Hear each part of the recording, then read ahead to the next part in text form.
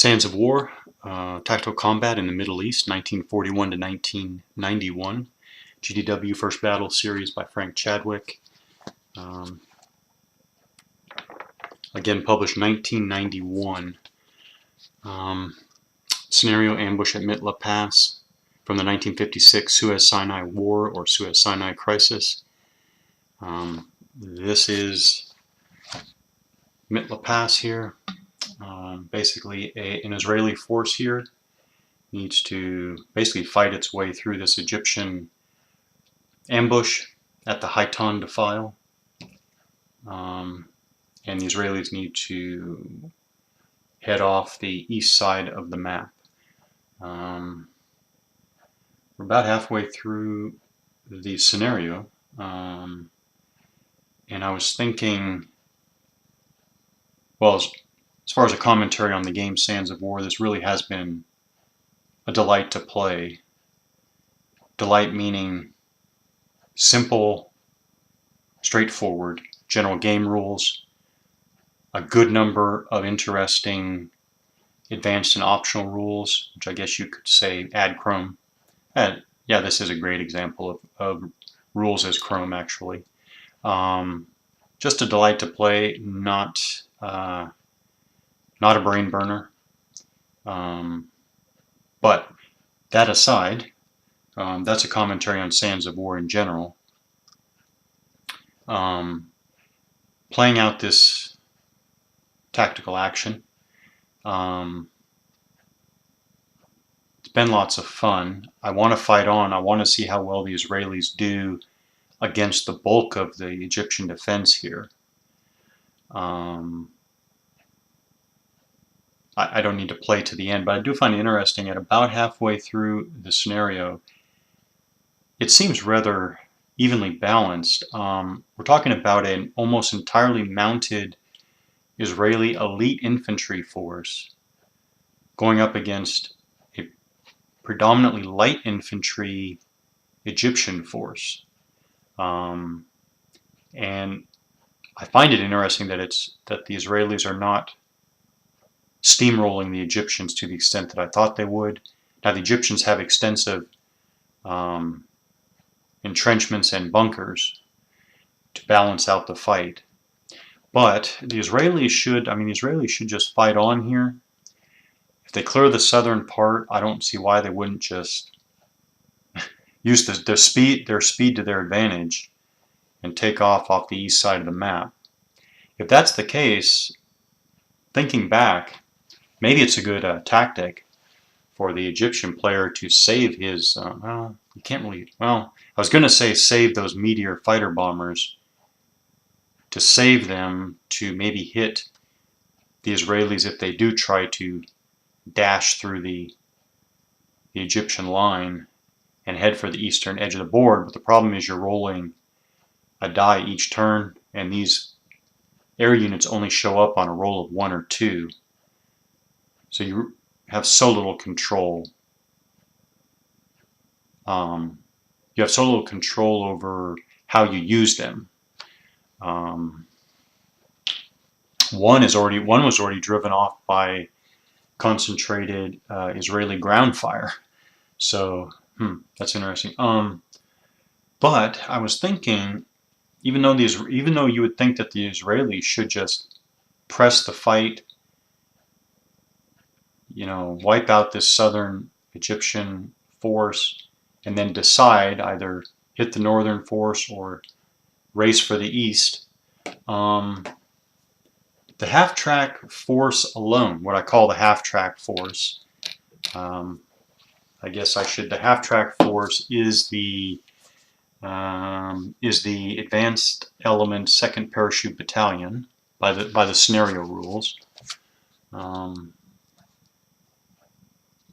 Right here, so what I call the AMX-13 or tank, the tank group is the headquarters group 2nd Parachute Battalion, morale 1.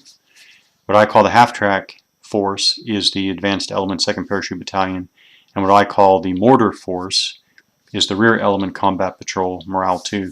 And I was thinking, the half-track force or the advanced element 2nd Parachute Battalion has already lost 3 armed units, and their morale is only 4. So they lose 1 more, which is very likely as they try to eliminate that southern Egyptian force.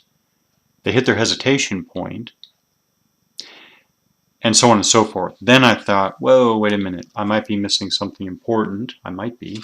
That's what we're going to look at right now.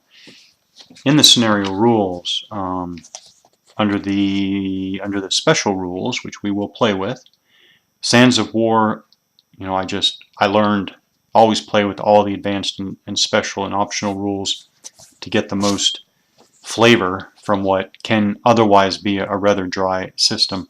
So cohesion, if playing with the cohesion rule, all Israeli units are high cohesion. Now does that change what I said about how close that half-track force is to their hesitation point? So the cohesion rules are basically like this. The cohesion of a unit is at least as important as its morale, perhaps more so.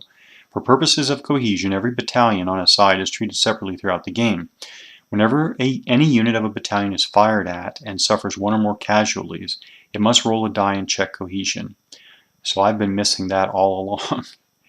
The Egyptians would have been rolling and the Israelis would have been rolling. Oh well. Oh well. Missed that opportunity. Okay, cohesion checks are made at the end of the player turn in which the casualties were suffered.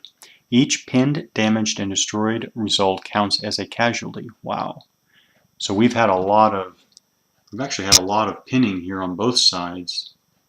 So it looks like that would have made a difference cohesion-wise. A casualty result on the command unit of the battalion counts as 2 casualties for cohesion purposes. If the die roll result is equal to or less than the number of casualties the battalion suffered that player turn, it is disordered. Wow. We could at this point have definitely had at least 1 instance of disorder. I should say, given what has happened so far in the first half of this scenario, it seems fairly likely that we would have had at least 1 instance of disorder. So effects of disorder. A disordered battalion immediately loses the ability to conduct reaction fire, and all units are taken out of firing position. Wow. So that could have, in one fell swoop, drastically changed the Egyptian defensive position. In addition, all damaged vehicles are removed from play and replaced with wreck markers. Their crews have abandoned them. Now we only had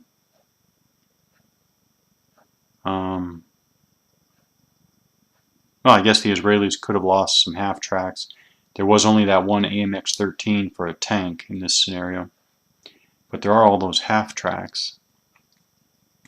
The crews have abandoned them. In the next movement phase of the disordered battalion, all of its non-pinned units must move away from the enemy. Whoa! Each unit must move until it can no longer see any enemy units or until it exhausts its movement factor, whichever comes first. Wow. So, just in general, if that had happened to the Israelis, they would have probably had to basically retreat up over this hill until they were no longer in line of sight of the Egyptians. Whereas if it had happened to the Egyptians, they would have pulled back as well up over these ridges. I'm not sure what, I mean, this Egyptian force would have been in huge trouble, I imagine. That could have changed a lot. I mean, if the Egyptians basically retreat up over this ridge, I mean, the door is open, the gate is open for the Israelis to just advance through. Wow. Now, these are just general impressions. I may not be getting the particulars right here, but of how it would have played out here. Wow. At the end of the move, all remaining non-vehicle units dismount from their vehicles and are pinned. Woohoo! All pinned units which were unable to move are pinned again. Wow. Extending the duration of the pin result for 1 additional turn. None of the units of the disordered battalion may fire during the turn in which they retreat. So we're talking, for the battalion, we're talking a wholesale retreat, no fire. And for the Egyptians, they are only treated as 1 battalion, 1 unified force. That would have been huge. The effects of disorder are not permanent. Vehicles that have not been abandoned are free to move or assume firing positions in their next movement phase, and non-vehicle units may move normally once they have recovered from their pin results. Wow. So now we go to, so those are the cohesion and effects of disorder rules in general. Now we go to low and high cohesion units. So we have, let's first go with hesitation aside, which has suffered enough casualties to hesitate, checks cohesion as if it suffered one more casualty than was the case. So I missed at least one opportunity to do that in this scenario. If the battalion is fired at but suffers no casualties, it still must check cohesion as if it had suffered one. Wow. Low cohesion units, I'll skip that. We don't have low cohesion units in this scenario, but the Israelis are treated as high cohesion units. Some units have particularly high cohesion and are noted in the scenario as checking cohesion at -1. This means that they check as if they had received one less casualty than was the case. Okay. If they suffered only one casualty, they need not check cohesion at all. So the Israeli units would be at least moderately less likely to go through the whole retreat, abandon vehicles, cease firing, etc. Wow. Okay. So I need to remember, again, cohesion would be something, cohesion checks would be something that you would want to add to your homemade sequence of play, player aid, made at the end of the player turn. So that means we're checking cohesion possibly twice per game turn, once at the end of each player turn. Okay, well, so that does mean that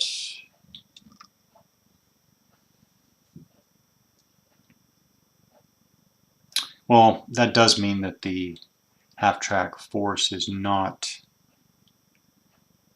I guess, nearly as close to being a spent force as I thought. And really it's not that close, because it may hesitate at four loss points, morale loss points, but the chance of the Egyptians causing another 4 on that force, chance of that happening drops off significantly, I think. So, okay. So that's that. We're going to start the turn. Go ahead. The Egyptians still have that last Meteor fighter bomber that has a strafing run still. The Egyptian side rolls an 8, and so the Meteor does not arrive. Put it on the next turn. Block. Now we go to the Israelis. I don't think they have any pre-player turn activities. Hope I'm not forgetting something. You know, I did forget something. I believe we had a half-track and elite infantry unit destroyed when it moved up the hill here. I forgot to add a burning wreck there. Should have done that.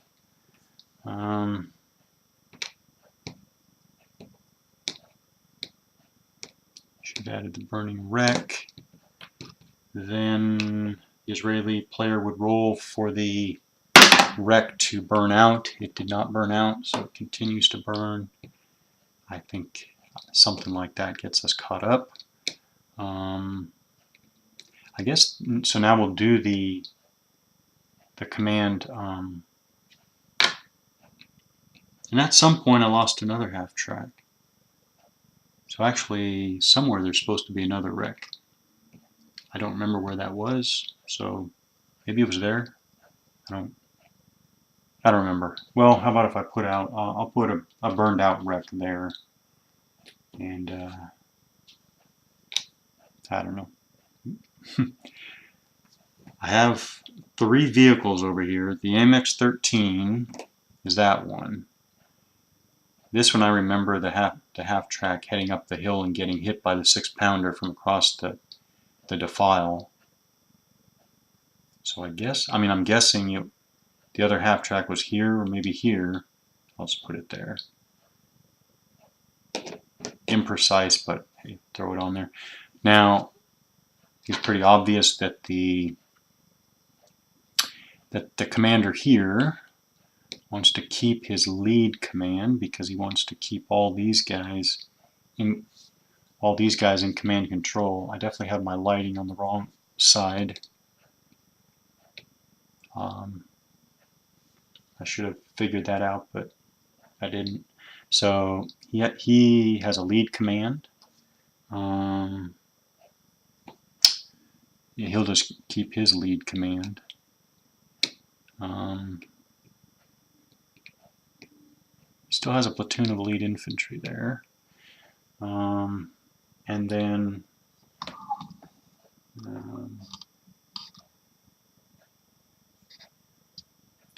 well, I'll just talk about it. The mortar force over there is going to keep his transmit order. Same situation as he's had for a couple turns here. Man, I am forgetting really. I'm really bad at getting units into firing position. Another thing to add to your play sheet. Another thing, there's so many. This game's ripe for a good homemade player aid card. So at the end of them, you can really break down this movement phase into a number of. You wouldn't want to necessarily have them strict segments in sequence per se, but at least kind of a checklist. And you would have under movement phase. At the end, it would say, at the end of the phase, units that didn't move go into firing position, or something to that effect, whatever the rule specifically stipulates. But I'm forgetting this a lot. Those half tracks are probably in firing position, because I don't think they moved last turn. Yeah, it's really bad. Not remembering these things. Yeah, I'll just leave it like that. Okay, Israeli command phase done. We issued our commands. First fire phase. Now we cannot forget to take advantage of our first fire options. Now if these units use their first fire. No, that's still not true. See, it's important to remember that. Okay, this is in general. I'm not going to do it this turn, although I'm not sure it's not a good idea to do it. But have to remember that a force like this can fire in first fire phase, move during movement phase. Excuse me. Would probably have to survive reaction fire, but then if they're in same hex with enemy units, they get the assault fire at the end of the turn. So despite the need to survive reaction fire, infantry units can fire, move, fire. And actually, we're not dealing with tanks here, but I think the rules allow for stabilized guns as well. So, but anyways, just focusing on the non-vehicle or troop units, they have that capability, I guess I would say. Okay, so first fire. First fire. I think to recall, yeah, two of these three are pinned, so they are not in such a hot position. Their pinned firepower is 1.5. So what's their chance? Probably, what's that? 3, 6, 1 to, well, actually they do have 20%. Well, actually they do have a chance to cause something. So yeah, why wouldn't they? Yeah, I think they should take advantage of first fire. So I'm going to go right down the line here. All right, before we get started, to note, I'll zoom in here, get a better position. So the defending hex is right here. You have the medium machine gun, which is in the bunker. You have the light infantry that's outside the bunker, but because he's in a bunker hex, he's treated as being in entrenchments. And both of them are unpinned. Attacking, you have a pinned. Well, all of these Israelis are also in an entrenchment hex because that is an entrenchment marker at the bottom there. So you have a pinned elite infantry unit, unpinned elite infantry unit, and another pinned elite infantry unit. They're all firing separately. There are only 2 Egyptian non-vehicle units in the target hex, so there are no penalties for overstacking. So we'll just go down from top to bottom on the Israelis. Obviously, the Egyptians have to roll for target selection. It is a 9. So it is the medium machine gun, which I think this is basically implied because the Egyptians get to roll for target selection. So it's the medium machine gun. But now, okay, let's figure this out because the pinned Israelis only have a 1.5 fire factor at range 1, which is normal, so there's no adjustment. So it's 1.52. The Egyptian medium machine gun has a defense factor of 4 plus 5 for the bunker, I believe. 5 for the bunker. That's 9. 1.5 to 9 is off the chart. So the attack becomes ineffective. I remember a long time ago wondering how to handle this. I understand you roll for target selection, but if one target cannot be harmed at all, are you able to select the other target that you can actually harm? I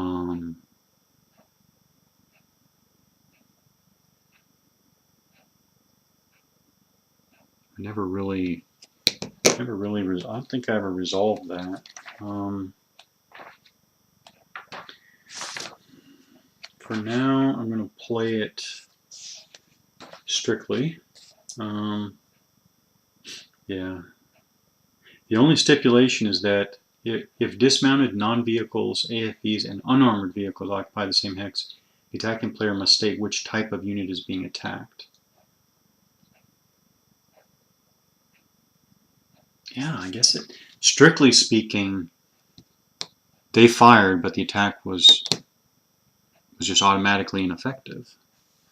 And might as well check that. I do believe that attacks that fall off the 1 to 4 are not allowed. Or I guess you would say, are they not allowed, or are they odds less than 1 to 4 are treated as no effect? I'm sorry. So that is simply no effect. They did fire and it was no effect. I was remembering attacks at less than 1 to 4 odds are not allowed. That was what was confusing me about whether, well, why can't you just choose the other unit then? But actually it's treated as basically automatically no effect. All right, resolve that. Now we go to the unpinned Israeli unit.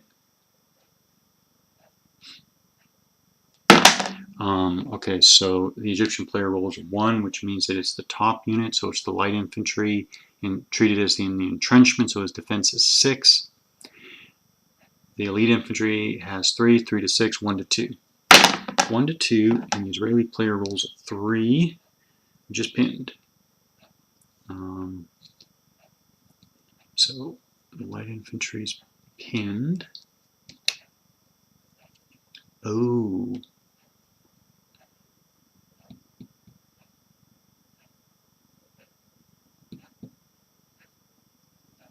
I wonder if it makes a difference. I do think that you apply results immediately. Oh, so it, or doesn't matter. Well, no, because it's random target determination. Anyways. All right, the last pinned unit on the bottom, the pinned Israeli unit, Egyptian player rolls, it's the bottom unit. Okay, that's automatically ineffective. We already talked about that. All right, so well, they achieved a pinned effect. So, oops. So these guys fired. I need to remember to unpin them later in the turn. Definitely cannot forget to do first fire in this hex with in the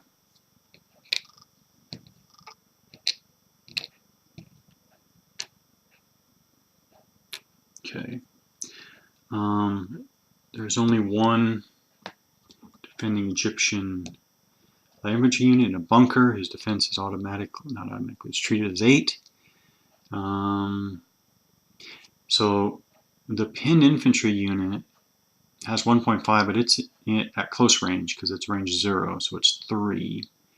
3 to 8? It's 1 to 3? I guess so. 1 to 3. Rolls a 5. No effect. Now the half track is also doubled, so it's 4. 4 to 8. 1 to 2, right? 3, 5, 8, 4, 4 to 8. Yeah. 1 to 2. Rolls an 8 for no effect. And then finally, the unpinned Israeli unit at the bottom. Fire factor of 3, double for close range 6. 6 to 8 is 1 to 2. And he rolls a 4, which is pinned. Okay, so light infantry is just pinned, but still fighting on. But we still have assault fire at the end of the turn. But I'm going to put it back. Step back. As it would be in a face-to-face game. There. Sorry, I'm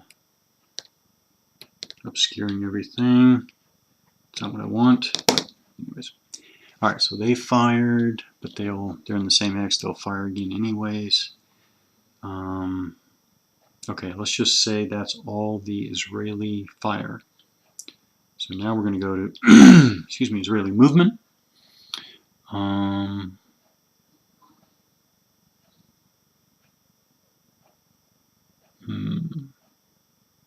Let's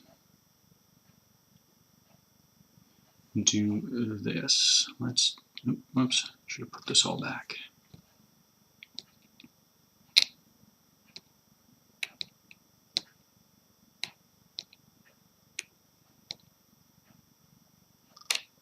Okay, oops. I'm just resetting everything here. So, Israeli movement.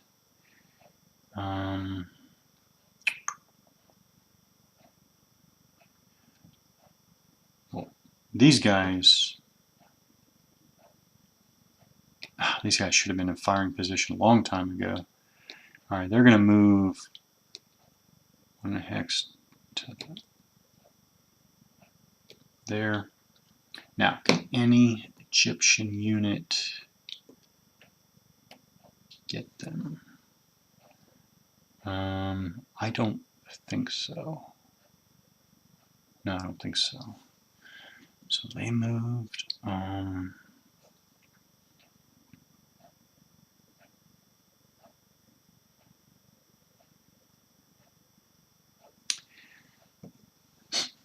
No, they need to recover. Okay, no movement. They're going to stay put. Commander here is going to stay put. Now, these half tracks, doesn't seem to be much of a reason for them to stay put. So let's take the first one, first half track, moves forward 1, the same hex with the wreck. That's interesting.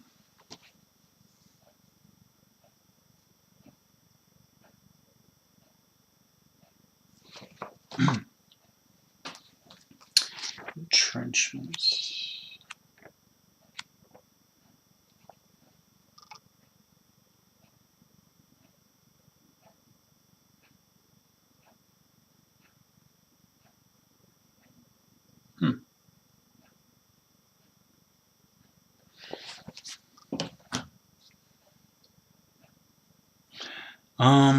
So what I'm looking at is, does the 6-pounder take a shot now?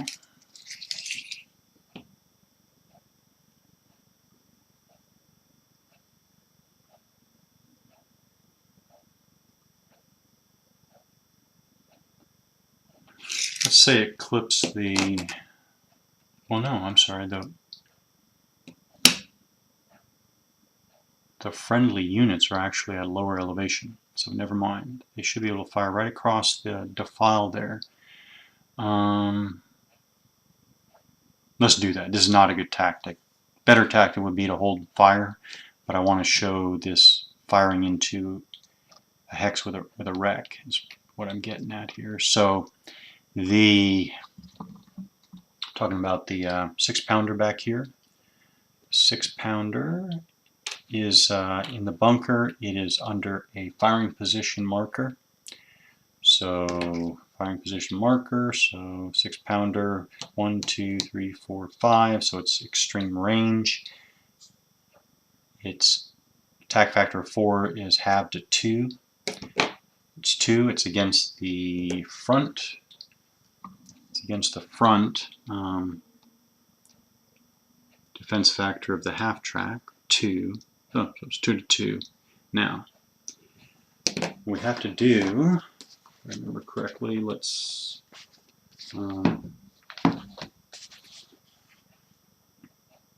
wrecked vehicles count for purposes of random allocation of hits.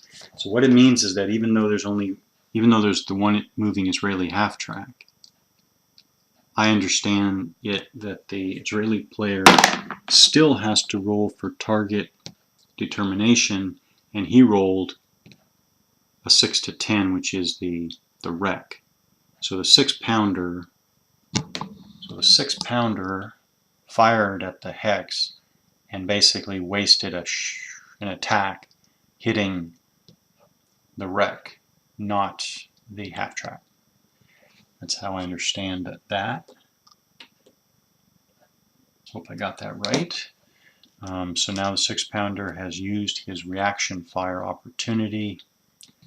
So now the half track is going to move on into the entrenchment. I don't know at all what that does. I was thinking earlier that nowhere in the rules have I found that vehicles cannot benefit from entrenchments. So I guess these are particular kinds of entrenchments. But the movement factor, though, for a track, okay, it's +1. That's not bad at all. So the half track is going to move into the entrenchment, and actually the rest of the what we'll do is we'll move a second half track. Well, actually, we'll move all 3 half tracks in there. Again, not implying that that's a good tactic. I never thought about it. Do vehicles in the same hex have to face the same way? I don't remember anything about that, but facing. Okay,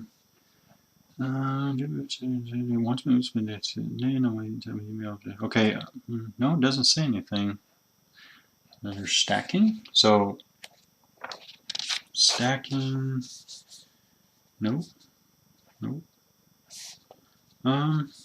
Yeah, I don't remember seeing anything, so I guess that units could face in different directions. I need to remember that because, I mean, for armor purposes, it does make a difference, of course, right? So this half track is going to face that way. And this half track's okay. So different facing. Okay.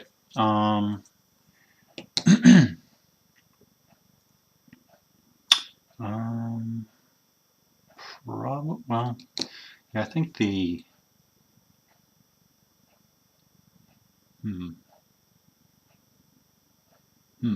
I don't think the commander should stay up here in the open at all. So it's just a question of where he goes to for. Well, he could just move out of the range of the 6-pounder.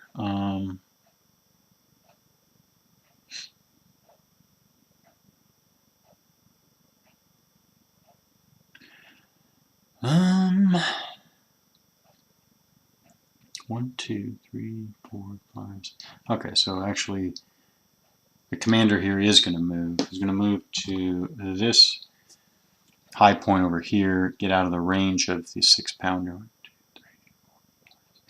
So it has 12 wheeled movement points, so clear. We're going down and up terrain. There's so few. These movement allowances are so high that, I don't know, it's rarely an issue moving any vehicles. So 1, 2, 3.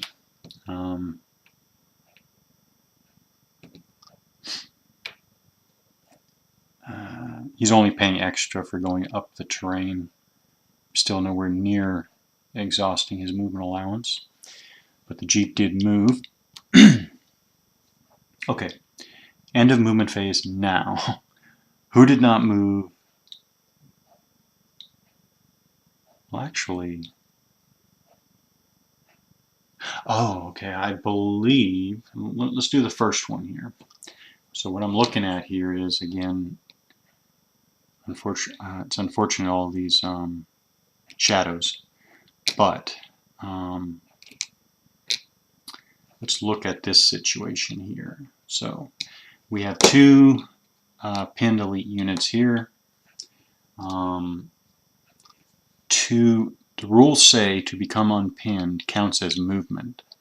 So they become unpinned, that's good, but they don't go into firing position because they unpin. Which actually, you know, the unpinned unit that began actually can go into firing position, so obviously he will. That would be the smart thing to do. So what I'll do is I'll orient them facing the other way, even though, well, remember that non-vehicle units don't have facing, so it doesn't matter. This is just for me to remember that there's a unit down below that's in some different state. Here they unpin.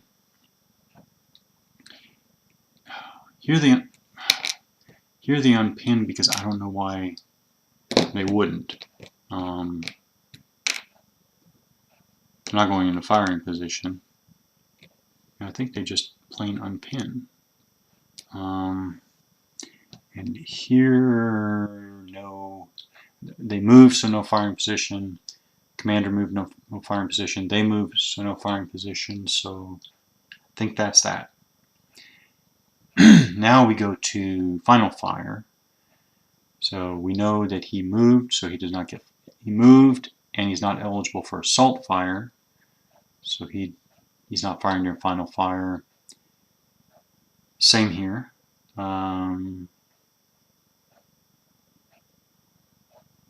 Yes, same here. Here we're going to have assault fire. Here they moved, no final fire.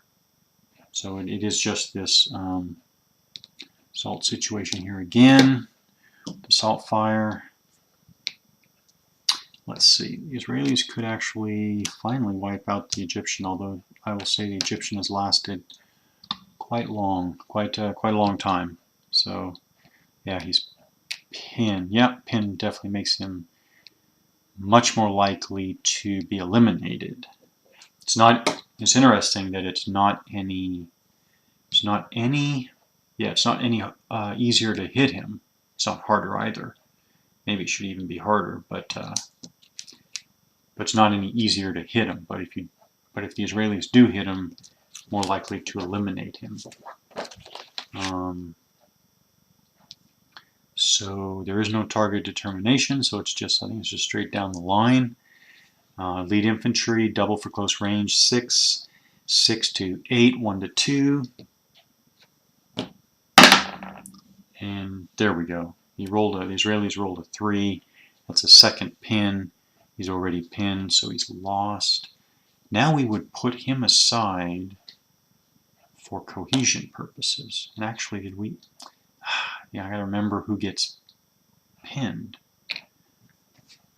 What was that again? Cohesion. Probably want to come up with a way to record this stuff. Each pin, damaged, and destroyed result. Okay, result during the turn, I guess is implied, counts as a casualty. So was any? I think, yeah, one was pinned here, right? So we have 2. So I almost need to use these player aid track sheets. Yes, I do. So how would I do that? I guess I would just take, well, how would I do that? Well, we know he's lost, and we know we had a pin result over here, right? So we have 2. We have 2 for rolling for cohesion. I'm still not sure. I guess I'll take I know what. I'll just take a blank marker, put it on the tracking sheet, that the command sheet that is provided with the game. I'll track him that way. So now we know that's gonna be interesting. So that'll be interesting to resolve that cohesion stuff. Okay, so the farthest, I guess you could say the farthest edge of the Egyptian defensive line, I guess you could say that, has now fallen to Israeli hands. Interesting.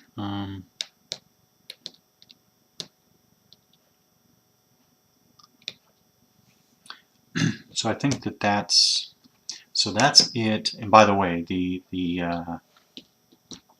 Egyptians just hit their hesitation point as well. That's interesting. I wonder which. Does it matter? I guess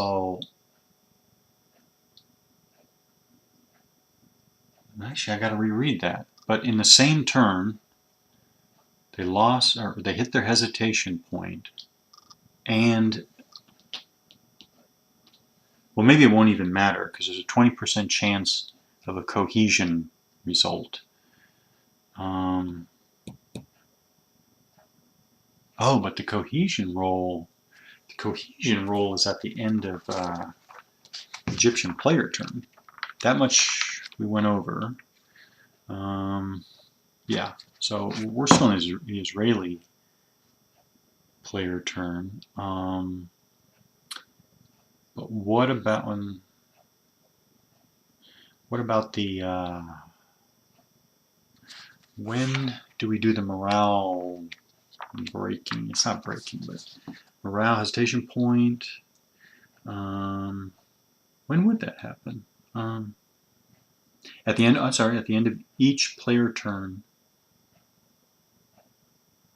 Compare the total morale points lost per battalion with the battalion's morale numbers. Now that's interesting. Do they mean just the phasing player does that, or both players do that?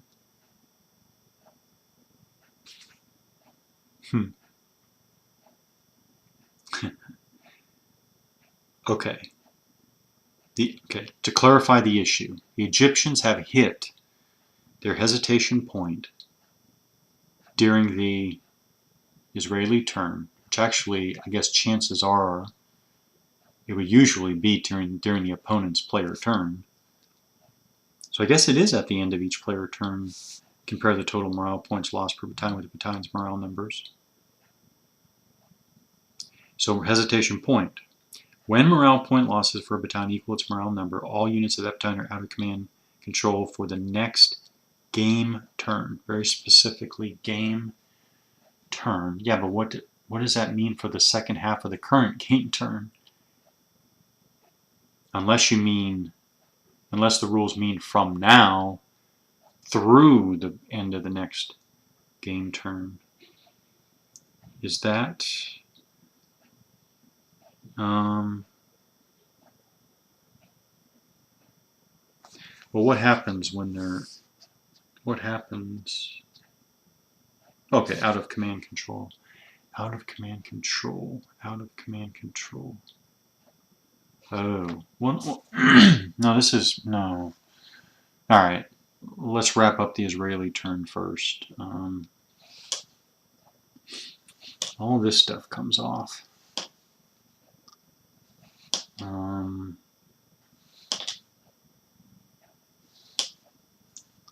Israelis are going to save their mortars.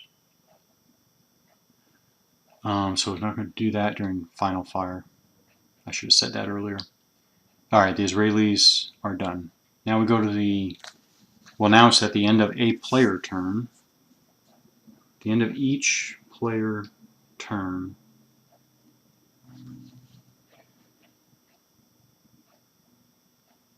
Well, it actually makes sense actually that it's not each player turn, but it's each player's player turn. That at least would resolve the issue, right? Because we wouldn't consider Egyptian hesitation now. Wait a minute.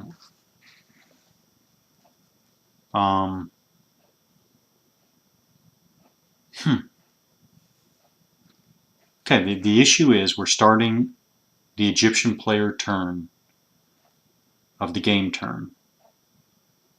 Last player turn, which was the Israeli player turn, the Egyptian side hit its hesitation point. So they're supposed to be out of command control for the next game turn.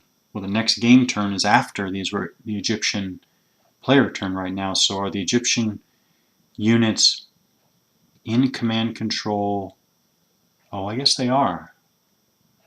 I mean, I guess you could say all of this is supposed to, in a rather sloppy kind of way, supposed to all be simultaneous. Oh. Alright, I'm going to go with that. I don't know why that idea even popped into my mind. Alright, this is supposed to be quasi-simultaneous. So the Egyptian unit started the game turn in command control. But then why do you have a command phase? Why do you have a command phase listed for the defender's player turn? Why wouldn't you have a unified command phase at the start of the game turn if it wasn't supposed to change?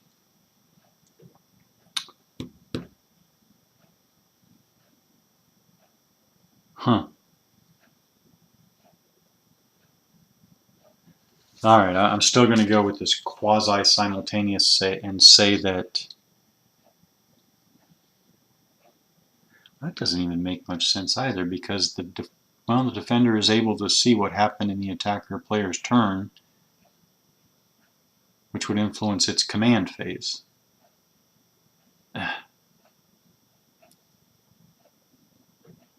Just very vague. Alright, I'm going to say that they're out of command control for the next game turn. Yeah. Yeah. Yeah. I'm not sure how that works, but alright, just do that. Alright, so even though we know the unit's hit its hesitation point, we still have an Egyptian player turn command phase, oddly enough. So once again he needs to unpin. So once again the commander from on the other side of the defile is going to give a transmit order so that the unit can unpin at least. Yeah, that's it. Now they really need to recover. In order to, now they're really just delaying the Israelis as much as possible.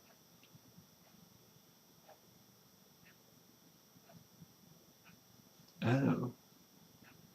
Yeah, all right. Okay, so, man. Okay, that was the Egyptian command phase.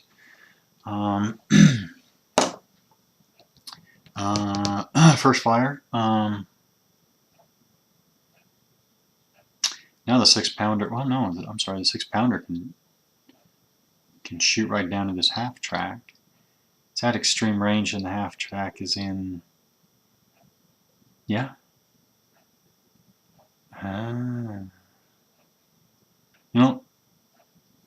Let's play this out. So the 6-pounder is going to fire again. I mean again as in he fired last player turn. He's firing across the defile at the 3 half tracks that are in the entrenchment. Now I think first the Israeli player rolls for target selection. He rolls an 8, which means that it is the bottom half track. So this is where I guess facing could have mattered. Now, it doesn't matter in this case because the front armor is facing the 6-pounder in any case. But it's the bottom half track. So the 6-pounder has a normal range of 3. This is 4 hexes away, so it's extreme range. Attack factor of 4. Ooh, it's cut in half to 2. The half track, I guess, has the 2 defense factor plus 3 for the entrenchment. Yeah, so it has a 5. So 2 to 5 or 1 to 3, right? So 20% chance of damaging that half track. The Egyptian 6-pounder rolls a 4 just, well, didn't just miss it, but all right, 4, he did not not hit the Israeli half track. So, these guys all back. Okay. Why would the Egyptians are, of course, going to take advantage of first fire here because they don't plan on moving. So it's really just a question of who do they want to shoot at.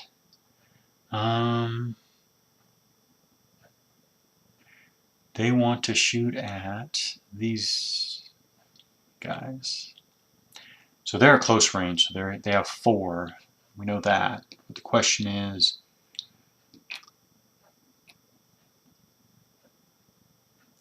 these 3 Israelis still in the entrenchment, so Israelis roll for target determination. It's the top unit. They roll a 2. It's the top unit.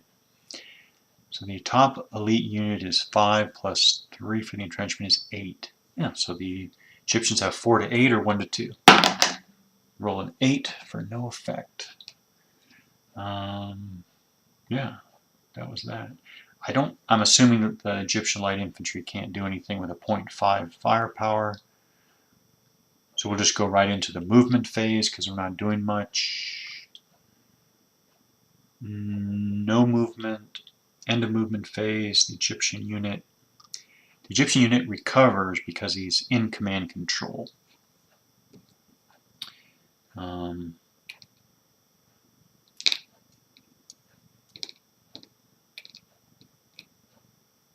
Yep, so he recovers. That's fairly good for the Egyptians. Again, as they try to delay the Israelis. Yeah, and then we go to final fire. There is no final fire. No, there's no final fire. So now we take these off. Now we go to, now we would roll for cohesion. Remember they had 2 casualties, suffered 2 casualties. So roll. Oh, wow. This is excellent. They rolled a 2. So That's it. So to review, and I tracked it on the command sheet over there. So they lost an infantry unit. And they had an infantry unit pinned during this game turn, which means 2 casualties. They roll the die. If it's equal to or less than that casualty level, they rolled a 2, which is equal to 2 casualty points. So they failed their cohesion test. So now we go. So we already know that the entire battalion is going to suffer hesitation the entire next game turn. So I guess we go in reverse order since the cohesion should be worse. If the die roll, okay, reading under cohesion, if the die roll is equal to or less than the number of casualties the battalion suffered that player turn. Oh.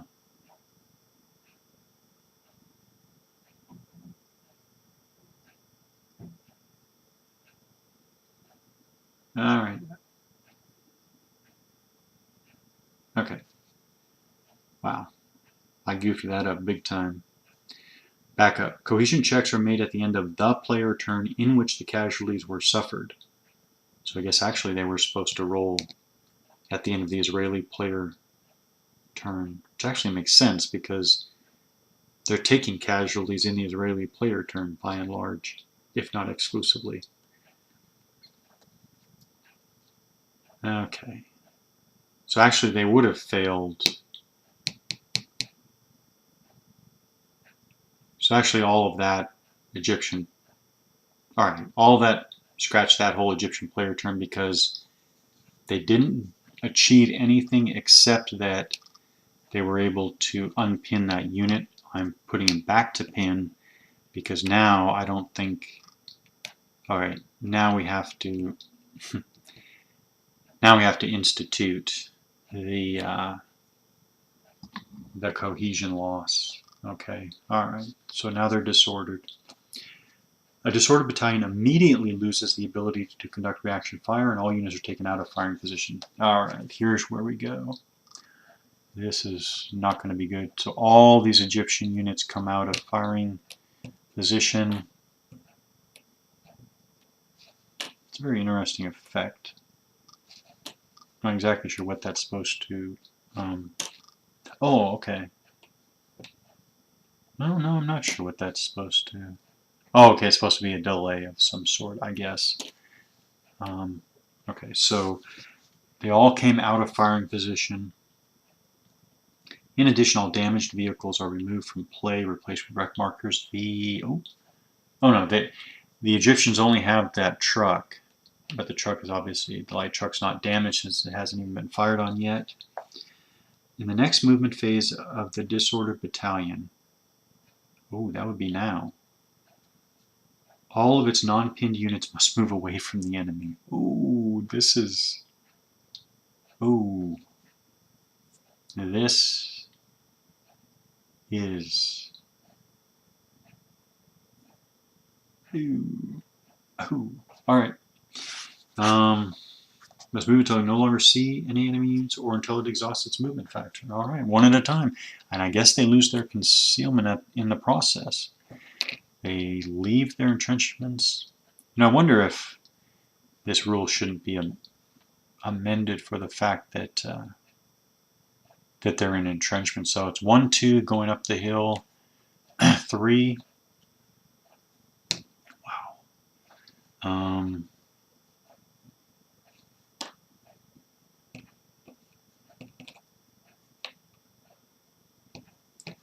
1, 2, 3. They're not going to be issuing orders. Yeah. Yeah. Oh well. 1, 2, 3. 1, 2, 3. 1, 2, 3. Oh, whoops. The engineer unit is slower. It only has a movement allowance of 2. Wow, I'm doing this right-handed. What do you know? Commander will go with the light infantry. Oh, what happens to units that are 1M? Manhandled M-class units may move a limit of 1 hex per turn and may not enter. Okay. So the 6-pounder over here is an M manhandle class unit, so it only moves 1 hex. The light truck can easily go up over the hill, so we can't see. By the way, for the first time in this game, let me clarify this. So the light truck here was with the 6-pounder here.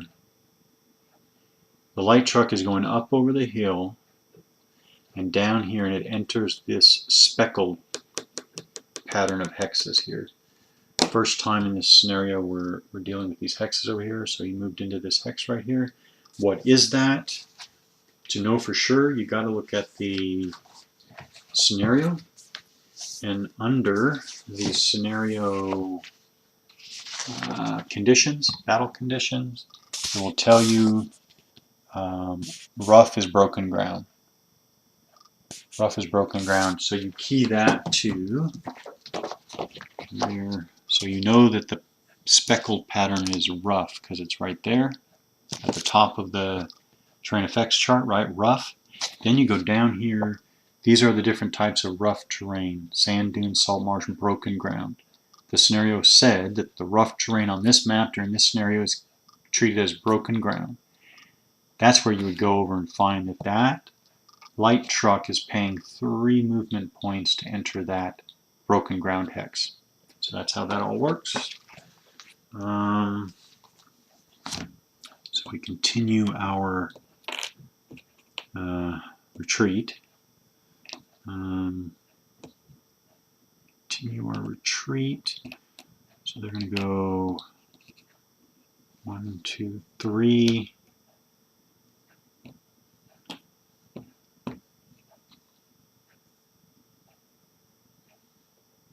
One, two, three. All right. Handed all those guys back there, retreating off their defensive line. Now these guys. Well, okay. So we got to deal with a pinned unit here and the medium machine gun. I guess the medium machine gun. So the question is, will the medium machine gun? Oh, isn't that interesting? Well, there's one. So there's one Israeli unit under here that's in firing position, if I remember that correctly, if I'm tracking that correctly. I wonder if these guys were supposed to go in fighting position last turn. Oh well, I forgot that if they were. So one elite infantry is in firing position.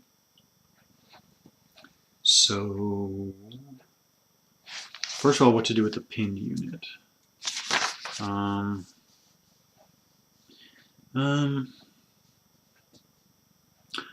All at the end of the move, all remaining non-vehicle units disarmed or pinned.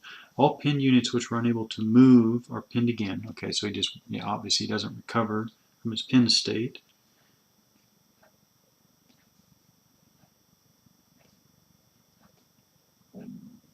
All remaining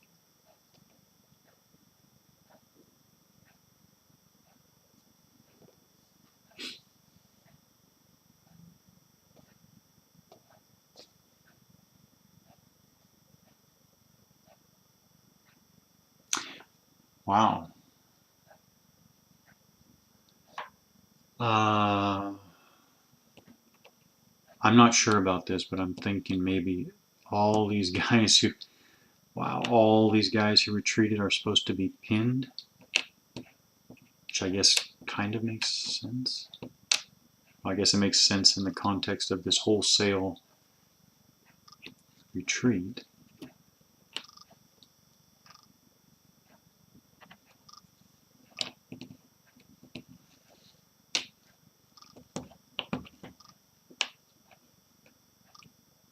So he's pinned, he just stays put, he's pinned again. I guess the medium machine gun, I'm not sure about the realism of this, but so he would, only has 2 movement points, so I guess he's going to run this way. So he would move here. Yeah, and the Israeli unit, all right, I meant here, the pinned unit stays. He's pinned another turn. Medium machine gun unit retreats out into the open here. There's only one Israeli unit that's in firing position here. It's the elite infantry firing at extreme range, so it's 1.5 to 4. It's 1 to 3, right? 1 to 3. Rolls a 3. He's pinned. Well, he would have been pinned at the end of his turn anyways. Well, he's pinned 1 closer. I guess he would have gotten farther away. Not that it matters too much, but alright. I guess. Alright, so yeah. Oh.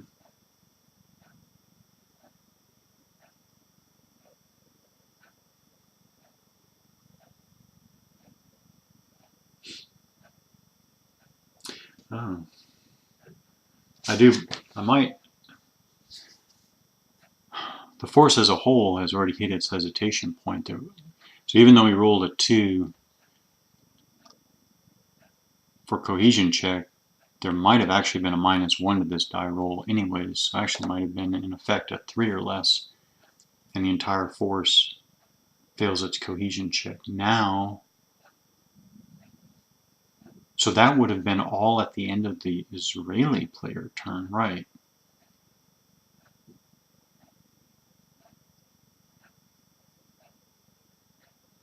Is that correct? Is that correct?